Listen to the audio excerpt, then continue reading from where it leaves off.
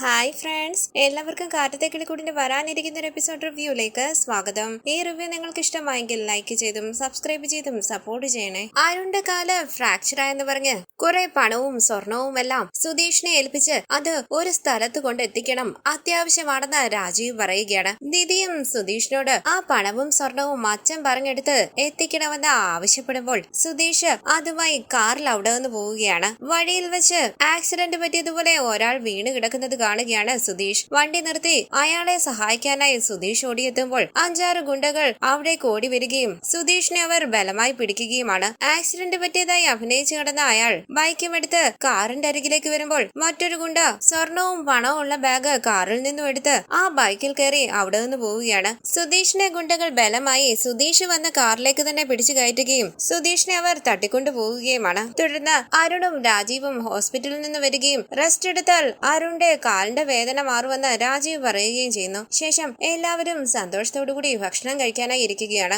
ഹേമ എല്ലാവർക്കും ഭക്ഷണം വിളമ്പി കൊടുക്കുമ്പോൾ രാജീവ് മീന്റെ മുള്ളു മാറ്റി നിധിക്ക് എടുത്തു കൊടുക്കുകയാണ്. രാജീവ് പറയുന്നു, മോക്ക് ഈ മീൻ ഇഷ്ടമായതുകൊണ്ട് അമ്മ മാർക്കറ്റിൽ പോയി വാങ്ങിച്ചോണ്ട് വന്നതാ. ചെറുപ്പം മുതലേ അച്ഛനല്ലേ മോൾക്ക് മീന്റെ മുള്ളു മാറ്റി തരുന്നത്, മോള് കഴിക്കും. ഹേമ പറയുകയാണ്, അരുണെ നീ ഇത് കണ്ടോടാ, കൊച്ചു കുട്ടിക്ക് കൊടുക്കുന്നത് പോലെ മീന്റെ മുള്ളൊക്കെ മാറ്റി കൊടുക്കുന്നു. രാജീവ് പറയുകയാണ്, എന്റെ മോള് എപ്പോഴും എനിക്ക് കുഞ്ഞാണ്, നീ കഴിക്കും മോളെ. നിധി പറയുന്നു, അരുണേട്ടന് അസൂയ ഉണ്ടെന്ന് തോന്നുന്നു. അപ്പോൾ അരുൺ പറയുകയാണ്, കാല് വയ്യാതെ ഇരിക്കുന്നത് എനിക്കാണ്, പക്ഷെ നിന്നെയാണ് ഇവിടെ എല്ലാവരും ഊട്ടുന്നത്. നിധി പറയുകയാണ്, ഏട്ടന്റെ കാര്യങ്ങൾ നോക്കാൻ ഏട്ടത്തി ഉണ്ടല്ലോ. ഇത് കേട്ട് ചിരിക്കുകയാണ് സാന്ദ്രയും അരുണും. രാജീവ് ചോദിക്കുന്നു, മോളെ സുധീഷ് വിളിച്ചായിരുന്നോ? നിധി പറയുന്നു, ഇല്ല അച്ഛാ, ഇതുവരെ വിളിച്ചില്ല, ഞാൻ വേണമെങ്കിൽ ഇപ്പൊ അങ്ങോട്ട് വിളിക്കാം. രാജീവ് പറയുന്നു, വേണ്ട വേണ്ട, എനിക്ക് തോന്നുന്നു സുധീഷ് പണവും സ്വർണവും അവിടെ എത്തിച്ചു കാണും, ഇപ്പം തിരിച്ചു വന്നോണ്ടിരിക്കുകയായിരിക്കും. ഡ്രൈവ് ചെയ്യുമ്പോൾ ഡിസ്റ്റർബ് ചെയ്യണ്ട, ഇങ്ങോട്ട് വിളിക്കട്ടെ. ഇത് കേട്ട് നിധി ഭക്ഷണം കഴിക്കുമ്പോൾ തൊണ്ടയിൽ മുള്ളു പോവുകയാണ്. തൊണ്ടയ്ക്ക് മുള്ളു പോയി എന്ന് നിധി പറയുമ്പോൾ രാജീവ് പറയുകയാണ്, മോക്ക് ഞാൻ മുള്ളു മാറ്റി തന്നായിരുന്നല്ലോ. നിധി പറയുകയാണ്,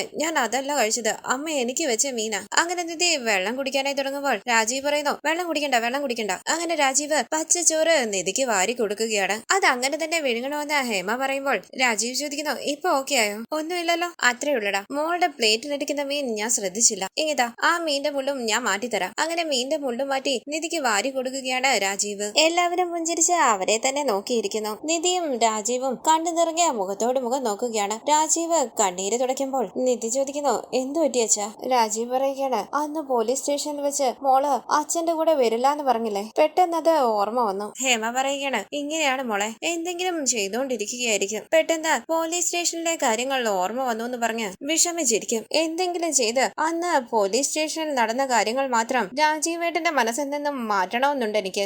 രാജീവ് പറയുന്നു, അച്ഛനെ വിട്ടിട്ട് മോൾ അങ്ങനെ പോകുമെന്ന് അച്ഛൻ സ്വപ്നത്തിൽ പോലും വിചാരിച്ചില്ല. ഇപ്പൊ ഈ നിമിഷം വരെ എനിക്കത് വിശ്വസിക്കാനേ കഴിഞ്ഞിട്ടില്ല.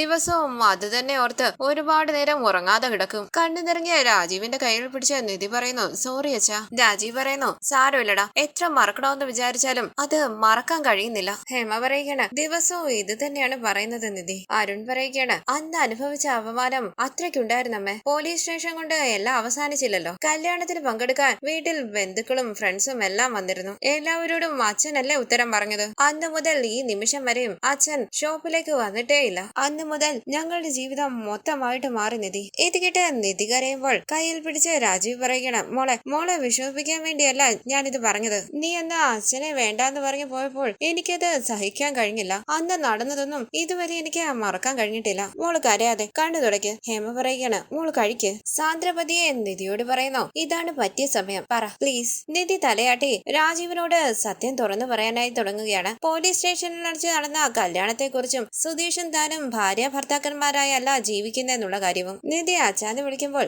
അരുണിന്റെ ഫോണിലേക്ക് ഒരു കോള് വരികയാണ്. ഫോൺ അറ്റൻഡ് ചെയ്ത് അരുൺ പറയുന്നു, പറയൂ സർ. അങ്ങനെയാണോ? കുറച്ചു നേരം വെയിറ്റ് ചെയ്താലോ? അങ്ങനെ അരുൺ പതിയെ എവിടെ നിന്ന് എഴുന്നേറ്റ് കുറച്ചങ്ങോട്ടേക്ക് മാറി നിൽക്കാനായി തുടങ്ങുമ്പോൾ സാന്ദ്ര ചോദിക്കുന്നു, എന്തുപറ്റി? ഒന്നുമില്ല സാന്ദ്ര, ഞാൻ ഇപ്പൊ വരാന്ന് പറഞ്ഞ് ഫോണുമായി കുറച്ചങ്ങോട്ടേക്ക് മാറി എന്ന് സംസാരിക്കുകയാണ് അരുൺ. എല്ലാവരും സംശയത്തോടു കൂടി അരുണിനെ ശ്രദ്ധിക്കുന്നുണ്ട്. അരുൺ പറയുന്നു, സർ ഒന്ന് ക്ഷമിക്കൂ, അങ്ങനെയൊന്നും ഉണ്ടാകില്ല, ഞാൻ സംസാരിച്ചിട്ട് അങ്ങോട്ടേക്ക് വിളിക്കാം, നിങ്ങളുടെ ടെൻഷൻ ആകണ്ട, എനിക്ക് കുറച്ച് സമയം താ, ഞാൻ അങ്ങോട്ട് വിളിക്കാം. അങ്ങനെ ഫോൺ കട്ട് ചെയ്ത് ടെൻഷനോടുകൂടി അരുൺ ഡൈനിങ് ടേബിളിന്റെ അരികിലേക്ക് വന്നിരിക്കുമ്പോൾ രാജീവ് ചോദിക്കുന്നു, ആരായിരുന്നു ഫോണില്? നീ വല്ലാതെ ടെൻഷൻ ആയിട്ടുണ്ടല്ലോ. അരുൺ പറയുകയാണ്, അച്ഛാ, സുധീഷിന്റെ കയ്യിൽ കൊടുത്തുവിട്ട പണവും സ്വർണവും ഒന്നും എത്തേണ്ട സ്ഥലത്ത് എത്തിയിട്ടില്ല. ഇത് കേട്ട് ഞെട്ടി ടെൻഷനോടുകൂടി മുഖത്തോട് മുഖം നോക്കുകയാണ് രാജീവും നിധിയും. ഹേമ നിധിയെ ശ്രദ്ധിക്കുന്നുണ്ട്. ചോദിക്കുന്നുണ്ട്. രാജീവ് ചോദിക്കുന്നു, നീ എന്താടാ ഈ പറയുന്നത്? സുധീഷ് പോയിട്ട് 3 മണിക്കൂർ കഴിഞ്ഞില്ലേ, ഇതുവരെ അവിടെ എത്തിയില്ലെന്നോ? അരുൺ പറയുന്നു, എത്തിയില്ല അച്ഛാ, ഇതുവരെ അയാൾ അവിടെ എത്തിയില്ല എന്ന് പറഞ്ഞ് ആ സാറ് ദേഷ്യപ്പെടുകയാണ്. ഇത് കിട്ടിയ രാജീവ് പറയുകയാണ്,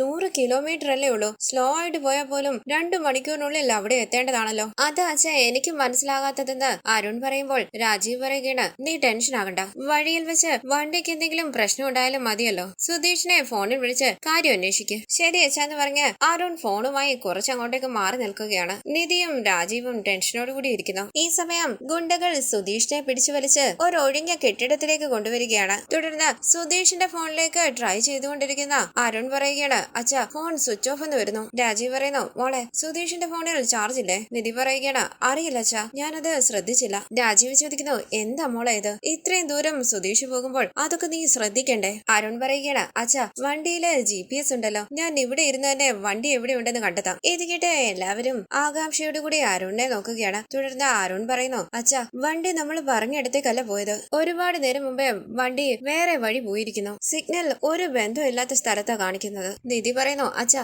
അങ്ങനെയൊന്നും ഉണ്ടാകാൻ സാധ്യതയില്ല, അച്ഛൻ ലൊക്കേഷൻ കറക്റ്റ് ആയിട്ടാണോ കൊടുത്തത്, തെറ്റ് പറ്റിയിട്ടുണ്ടോ? രാജീവ് പറയുകയാണ്, എനിക്ക് എങ്ങനെ തെറ്റ് പറ്റാനാ മോളെ, ഇത് ലക്ഷങ്ങളുടെ കാര്യമല്ലേ, ഞാൻ കറക്റ്റ് ആയിട്ടാ കൊടുത്തത്, ഞാൻ ഫോണിലൊന്ന് ചെക്ക് ചെയ്യട്ടെ. അങ്ങനെ ഫോണിൽ നോക്കി രാജീവ് പറയുകയാണ്, ഞാൻ ശരിയായിട്ടാണ് മോളെ കൊടുത്തത്, പിന്നെ എങ്ങനെയെന്ന് നിധി ചോദിക്കുമ്പോൾ അരുൺ പറയുകയാണ്, അവിടേക്ക് പോകുന്ന വഴി 50 കിലോമീറ്റർ മുമ്പേ വണ്ടി മറ്റൊരു വഴിയെ പോയി. സാന്ദ്ര പറയുകയാണ്, ഒരുപക്ഷെ വഴി അറിയാതെ ആ വഴി പോയതായിരിക്കോ? അപ്പോൾ അരുൺ പറയുകയാണ്, ഇത്രയും വലിയൊരു ഉത്തരവാദിത്തം സുധീഷിനെ വിശ്വസിച്ച് നമ്മൾ കൊടുക്കാൻ പാടില്ലായിരുന്നു. അത്രയും പണവും സ്വർണവും കണ്ട ഉടനെ അവന്റെ മനസ്സ് മാറിയെന്നാ തോന്നുന്നത്. ആ പണവും സ്വർണവുമായി അവൻ രക്ഷപ്പെട്ടതാ. ഇത് കേട്ട് ദേഷ്യത്തോടുകൂടി നിധി ചോദിക്കുന്നു, അരുണേട്ടാ എന്തായി പറയുന്നത്, സുധീഷ് എന്തിനാ അങ്ങനെയൊക്കെ ചെയ്യുന്നത്? സുധീഷിനെ തെറ്റിദ്ധരിക്കണ്ട. അരുൺ പറയുകയാണ്, ഞാൻ തെറ്റായിട്ട് പറഞ്ഞതല്ല നിധി, നടക്കുന്നതൊക്കെ നീയും കാണുന്നുണ്ടല്ലോ. 50 കിലോമീറ്റർ മുമ്പേ കാറ് വേറൊരു വഴിയെ പോയി. സുധീഷ് ഇവിടെ നിന്ന് പോയിട്ട് 3 മണിക്കൂർ കഴിഞ്ഞിരിക്കുന്നു. ഇതുവരെ ഒരു ഫോൺ കോൾ പോലും വന്നിട്ടില്ല. നമ്മൾ അങ്ങോട്ട് വിളിച്ചാലും ഫോൺ സ്വിച്ച് ഓഫ് ആണെന്ന് പറയുന്നു. പണവും സ്വർണവുമായിട്ട് പോയതാണ്. നമ്മൾ ഇവിടെ ടെൻഷനിലാണെന്ന് സുധീഷിന് അറിയില്ലേ? ശരി, അങ്ങനെ എന്തെങ്കിലും പ്രശ്നം ഉണ്ടായിരുന്നെങ്കിൽ നമ്മളെ ഫോൺ വിളിച്ച് പറയരുതായിരുന്നോ? എന്തിനു ഫോൺ സ്വിച്ച് ഓഫ് ചെയ്യണം? അപ്പൊ എല്ലാം പ്ലാൻ ചെയ്തിട്ടല്ലേ? രാജീവ് പറയുന്നു, അരുണെ നീ ഇങ്ങനെയൊന്നും പറയണ്ട, സുധീഷ് നമ്മുടെ വീടിന്റെ മരുമകനാ, നമ്മളെ വിളിച്ച ഉടനെ നമ്മളെ വിശ്വസിച്ച് ഇവിടെ വന്നതാ, അവനെ നീ തെറ്റിദ്ധരിക്കണ്ട. അരുൺ പറയുകയാണ്, പിന്നെ ഞാൻ എങ്ങനെയാണ് ആലോചിക്കേണ്ടത്? ഫോൺ വിളിച്ചിട്ട് പണവും സ്വർണവും കിട്ടിയില്ല എന്ന് പറഞ്ഞ അയാൾ എന്നോട് ദേഷ്യപ്പെടുക. പണവും സ്വർണവും എല്ലാം കൂടി ലക്ഷക്കണക്കിനുണ്ട്, അതെല്ലാം മനസ്സിലാക്കിയിട്ടല്ലേ അവൻ ഇവിടുന്ന് പോയത്, അതുമായി അവൻ രക്ഷപ്പെട്ടു കാണും. ഇത് കേട്ട് ദേഷ്യത്തോടുകൂടി നിധി പറയുകയാണ്, സുധീഷിനെ കുറിച്ച് അനാവശ്യം പറയരുത് അച്ഛാ, അരുണേട്ടനോട് ഇങ്ങനെ സംസാരിക്കരുതെന്ന് പറ, സുധീഷിനെ കുറിച്ച് അങ്ങനെ പറയുന്നത് എനിക്കിഷ്ടമല്ല. രാജീവ് പറയുന്നു, മോളെ നീ ഒന്ന് ക്ഷമിക്ക്, അരുണെ നീ ഒന്ന് നിർത്തുന്നുണ്ടോ? നീ ആയിട്ടൊന്നും സങ്കല്പിച്ചുണ്ടാക്കണ്ട. മോളെ നീ സുധീഷിന്റെ ഫോണിലേക്ക് വിളിച്ചേ. ശരി അച്ഛാ എന്ന് പറഞ്ഞ നിധി സുധീഷിന്റെ ഫോണിലേക്ക് വിളിക്കുകയാണ്. ടെൻഷനോടുകൂടി നിധി പറയുന്നു, സ്വിച്ച് ഓഫ് ആണെന്ന് അച്ഛാ പറയുന്നത്. രാജീവ് ചോദിക്കുന്നു, സ്വിച്ച് ഓഫ് ആണെന്നോ? ഭയത്തോടുകൂടി നിധി പറയുകയാണ്, സുധീഷിന് വേറെന്തെങ്കിലും പ്രശ്നം ഉണ്ടായി കാണുമോ? അരുൺ ചോദിക്കുന്നു, വേറെന്ത് പ്രശ്നം? അങ്ങനെ എന്തെങ്കിലും പ്രശ്നം ഉണ്ടെങ്കിൽ നമ്മളെ ഫോൺ വിളിച്ച് പറയണ്ടേ? ഉറപ്പായിട്ടും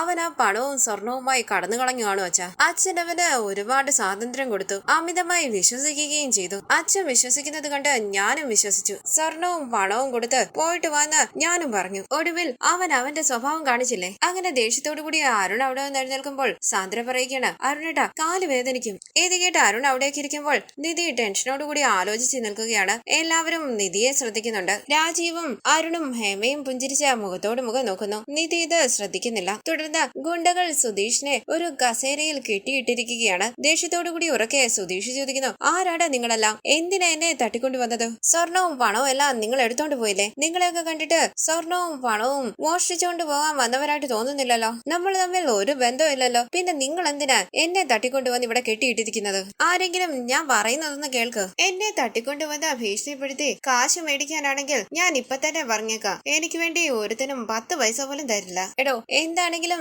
സംസാരിച്ചു തീർക്കാം, കെട്ടഴിച്ചു വിട്. അവര് സുധീഷിനെ ശ്രദ്ധിക്കാതെ മദ്യപിച്ചുകൊണ്ടിരിക്കുകയാണ്. സുധീഷ് പറയുന്നു, ആരെങ്കിലും ഒരുത്തൻ വന്ന് എന്റെ കെട്ടഴിച്ചു വിട്. ഞാൻ പറയുന്നത് നിങ്ങൾ കേൾക്കുന്നില്ലേ? പാവമെന്ന് വിചാരിച്ച് വണ്ടി നിർത്തി എന്നെ ചെരുപ്പ് ചെരുപ്പെടുത്തടിക്കണം. അതിലൊരാൾ പറയുകയാണ്, എന്താടാ ഇത്, ഇവന്റെ വായടങ്ങിയിരിക്കില്ലേ, വന്ന നിമിഷം മുതൽ ബഹളം വെക്കുകയാണല്ലോ. ഒരാള് പറയുകയാണ്, അവന്റെ വാ മൂടി കെട്ടണമെന്ന് ഞാൻ പറഞ്ഞതല്ലേ, നീ കെട്ടിയില്ലല്ലോ. കെട്ടിയില്ലെങ്കിൽ ഇങ്ങനെ ബഹളം വെക്കൂ, അവൻ പോയി വാ കെട്ടട അവന്റെ. സുധീഷ് പറയുന്നു, എടാ ഇങ്ങോട്ട് വാ, എന്റെ കെട്ടഴിച്ചു വിട്. ഇത് കേട്ട് അവരിലൊരാൾ സുധീഷിന്റെ അരികിലേക്ക് വരികയാണ്. സുധീഷ് പറയുന്നു, ചേട്ടാ വാ വാ കെട്ടഴിച്ചു വിട്. അയാൾ സുധീഷിന്റെ വായിൽ പ്ലാസ്റ്റർ ഒട്ടിക്കാനായി തുടങ്ങുമ്പോൾ സുധീഷ് പറയുന്നു, ചേട്ടാ എന്താണെങ്കിലും നമുക്ക് സംസാരിച്ചു തീർക്കാം, എന്റെ കെട്ടൊന്ന് അഴിച്ചുവിട് പ്ലീസ് ചേട്ടാ, ഞാൻ സത്യമായിട്ടും എവിടേക്കും പോകില്ല, നമുക്ക് ഇവിടെ ഇരുന്ന് സംസാരിക്കാം, എന്റെ ഈ കെട്ടൊന്ന് അഴിച്ചുവിട്ടാൽ മാത്രം മതി ചേട്ടാ. അയാൾ ചോദിക്കുന്നു, ഇരുന്ന് സംസാരിക്കാൻ നീ എന്റെ അളിയനാണോ, അവൻ ഇരുന്ന് സംസാരിക്കണമെന്ന്. അങ്ങനെ അയാൾ സുധീഷിന്റെ വായിലേക്ക് പ്ലാസ്റ്റർ ഒട്ടിക്കുകയാണ്. ഇനി നീ ബഹളം വെക്കുന്നു എന്ന് കാണട്ടെ എന്ന് പറഞ്ഞ് അയാൾ മദ്യപിക്കുകയാണ്. തുടർന്ന്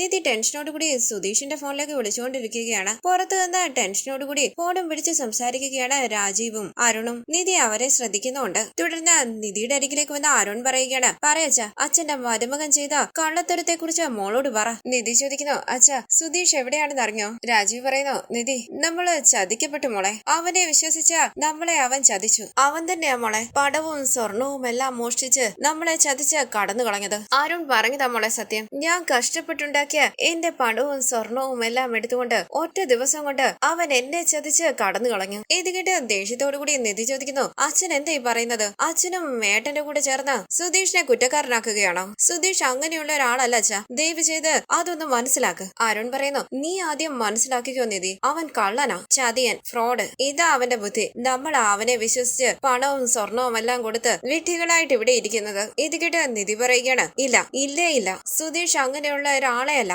പണവും സ്വർണവും ആഗ്രഹിച്ച് മോഷ്ടിക്കുന്ന ലെവലിലേക്കൊന്നും പോകില്ല. അത്രയ്ക്ക് തരംതാണ ഒരു പ്രവൃത്തി സുധീഷ് ചെയ്യില്ല. ദയവ് ചെയ്ത് സുധീഷിനെ എന്താ പറ്റിയെന്നൊന്ന് അന്വേഷിക്ക്. അരുൺ ചോദിക്കാണ്, ഇനി നീ അവനെ വിശ്വസിക്കുകയാണോ? അവൻ സ്കെച്ച് ചെയ്ത് നിന്നെ കല്യാണം കഴിച്ചത്. ഇത് പറഞ്ഞാൽ നിനക്കെന്താ മനസ്സിലാകാത്തത്?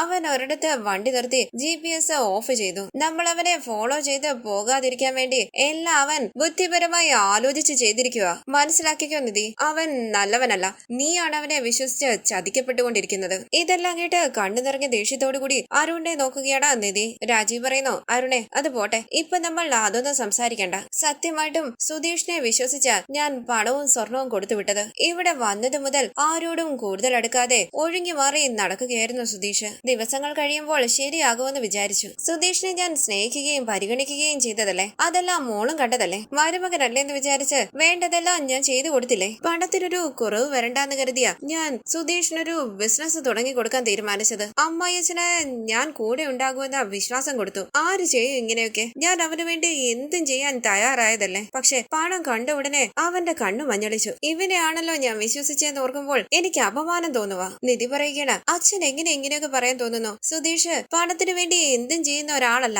എന്താ മോളെ ഇതെന്ന് രാജീവ് ചോദിക്കുമ്പോൾ ദേഷ്യത്തോടുകൂടി ഹേമ പറയുകയാണ്, നിധി നിന്റെ അച്ഛൻ ഇത്രയൊക്കെ പറഞ്ഞിട്ടും നിനക്ക് വിശ്വാസം വരുന്നില്ലേ? ലക്ഷക്കണക്കിന് രൂപയാ നഷ്ടമായത്. ഇപ്പോഴും ആ ഡ്രൈവറിനെ നീ സപ്പോർട്ട് ചെയ്യുവാണോ? നിന്റെ അച്ഛനെ ഒന്ന് നോക്കടി, രാജീവേട്ടൻ കഷ്ടപ്പെട്ടുണ്ടാക്കിയ പണം അത് അവൻ അതുമായി കടന്നു കളഞ്ഞിരിക്കുന്നു. ഇങ്ങനെയുള്ള ഒരുത്തിനെയാ നീ കല്യാണം കഴിച്ചിരിക്കുന്നത്. എന്താടി നിനക്കിതൊന്നും മനസ്സിലാകാതെ പോയത്? പാവം നിന്റെ അച്ഛൻ ഇന്നലെ രാത്രി കൂടി എന്നോട് പറഞ്ഞു, നമ്മുടെ മരുമകന് ഒരു ബിസിനസ് തുടങ്ങി കൊടുക്കണം, അവന് കഷ്ടപ്പെടാൻ പാടില്ല. അങ്ങനെ അവനെ പറ്റി നിന്നെ പറ്റി മാത്രമാണ് രാത്രി മുഴുവൻ അച്ഛൻ സംസാരിച്ചത്. നിന്നെ വിശ്വസിച്ചല്ലേ അവനെ ഈ വീട്ടിൽ കയറ്റി താമസിപ്പിച്ചത്. അവൻ നമ്മളോട് ഇങ്ങനെ ചെയ്തല്ലോടി. ഇത് കേട്ട് നിധി പറയുകയാണ്, അമ്മേ നിർത്തമ്മേ, എന്താ നിങ്ങൾ എല്ലാവരും ഒരേപോലെ ചിന്തിക്കുന്നത്? സുധീഷ് അങ്ങനെ ചെയ്യില്ലാന്ന് ഞാൻ പറഞ്ഞില്ലേ, നിങ്ങൾ എന്നെ വിശ്വസിക്ക്. അരുൺ പറയുകയാണ്, അച്ഛാ നമ്മൾ എന്ത് പറഞ്ഞാലും ഇവക്ക് മനസ്സിലാകില്ല. അവൻ അത്രയും പണവും സ്വർണവുമായി എവിടെ ആയിരിക്കും പോയിരിക്കുക? നേരെ അവന്റെ വീട്ടിലേക്കായിരിക്കില്ലേ?